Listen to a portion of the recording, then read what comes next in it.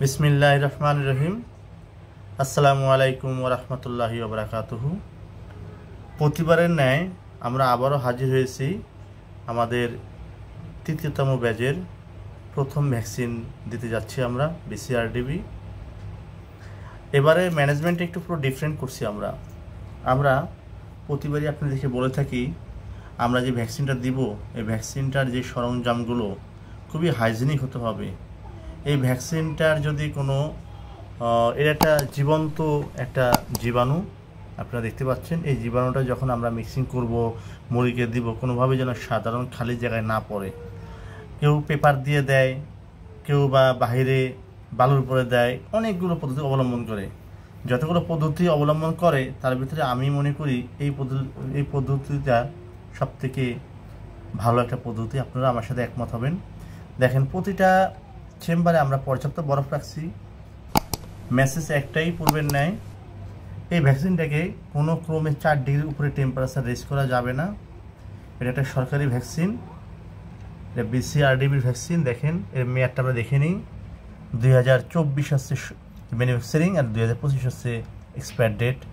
এটা বিসিআরডিবি বাংলাদেশ প্রাণী গবেষণা ইনস্টিটিউট বা পশু অধিদপ্তর থেকে আমাদের নিয়ে আসা সরকারি ভ্যাকসিন, খুবই কার্যকর। এটা রানীক্ষেতের ভ্যাকসিন। এই ভ্যাকসিনটা হচ্ছে আপনার বেবি চিকেন রানীক্ষেতের জন্য ব্যবহার করে থাকে। আমরা এই ভ্যাকসিনটাকে 6 ml পানি আমরা এনে অ্যাপ্লাই করব। এই পানিটা আমাদেরকে ফিল্টারের পানি আমরা ফুটিয়ে ফ্রিজে ঠান্ডা রাখছি, পানিটা ঠান্ডা। তারপরেও যে আমাদের হাতের যে তাপমাত্রা, এটা কোনোভাবে যেন তাপমাত্রা এটা যেন এর সীমা তাপমাত্রা অতিক্রম না করে, তার জন্য বারবারই আমরা বরফে হাত দিয়ে নিব। আমরা এখানে ভ্যাকসিনটাকে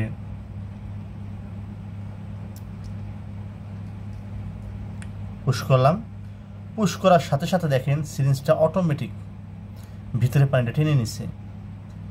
এটা একটা গুরুত্বপূর্ণ দিক, আপনারা সকলেই মেসেজটা খেয়াল করুন। ভ্যাকসিনে যখন সুইটা আমি পুশ করলাম অটোমেটিক সে পানিটা টেনে নিচ্ছে। তার মানে ভ্যাকসিনটা ভ্যাকুয়াম ছিল, আর ভ্যাকুয়াম থাকা মানে হচ্ছে ভ্যাকসিনটা পরিপূর্ণরূপে ভালো আছে। এটা প্রাথমিক একটা লক্ষণ। যদি পানিটা টেনে না নেয় তাহলে এটা লক্ষণটা আপনার ভ্যাকসিনটা ভালো হবে না, এটা নিশ্চিত বলা যায়। কারণ এই ভ্যাকসিনটা ভ্যাকুয়ামে রাখতে হবে একটা কন্ডিশন। সেখানে কন্ডিশন হচ্ছে কোনোভাবেই যাতে এটা 4 ডিগ্রি টেম্পারেচার বেশি না হয়। তা আমরা আনা থেকে সংরক্ষণ সব কিছুই আমরা এটা নিশ্চিত রাখছি, এবং এর দেওয়ার ক্ষেত্রেও আমরা কতটুকু সতর্ক অবলম্বন করছি আপনারা জানেন। দেখতেছেন আমরা এখন এটাকে মিক্সিং করার প্রক্রিয়া।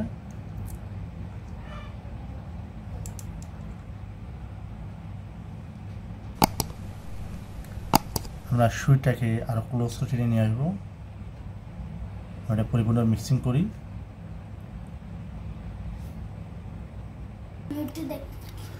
আমরা ভ্যাকসিনটা পরিপূর্ণ এখানকার মেডিসিন বা পানি মিশ্রিত পানিটা আমরা নিয়ে নিছি।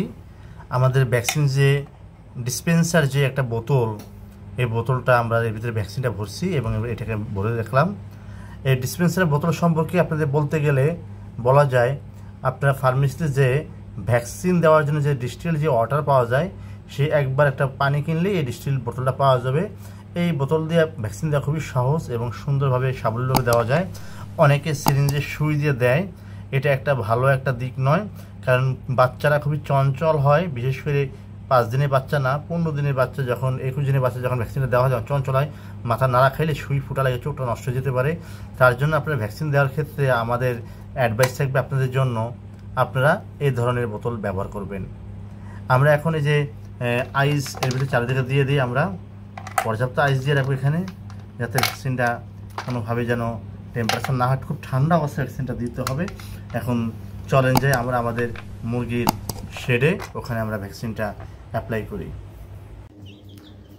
এখানে যে বাচ্চাগুলো আছে এগুলো আজকে 5ম দিন। আজকে আমরা এদেরকে বিসিআরডি ভ্যাকসিন করব। অলরেডি আমরা এই একটা শুরু করতে যাচ্ছি। এই যে আমরা বাচ্চা চোখে দিব।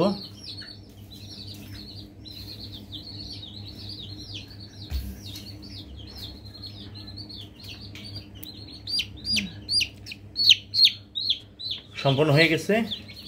এই ভ্যাকসিন দিয়ে বাচ্চাগুলো এই আলাদা সাইডে রাখতে হবে।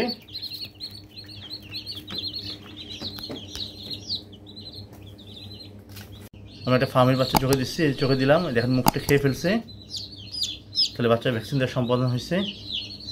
এইভাবেই আমরা ভ্যাকসিন দেওয়া এক এক করে সম্পন্ন করব। দেখেন ভ্যাকসিন দেওয়ার পরে আবার সে আইস পানির ভিতরে রেখে দিতে হবে। আর ভ্যাকসিনটা এই প্লেটের পরে দিতে হবে, যদি কোনো একটা ড্রপ যদি পরে এর পরে পড়বে।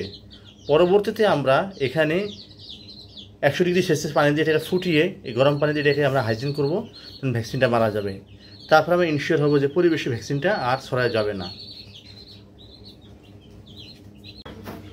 অবশেষে BCRDBর ভ্যাকসিন সম্পন্ন হলো আমাদের তৃতীয় ব্যাচের।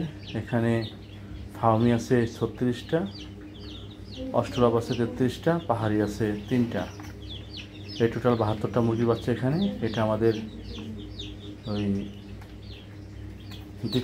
তৃতীয় ব্যাচের মুরগির বাচ্চার প্রথম যেই রানীক্ষেতের ডোজ সেটা কমপ্লিট হয়েছে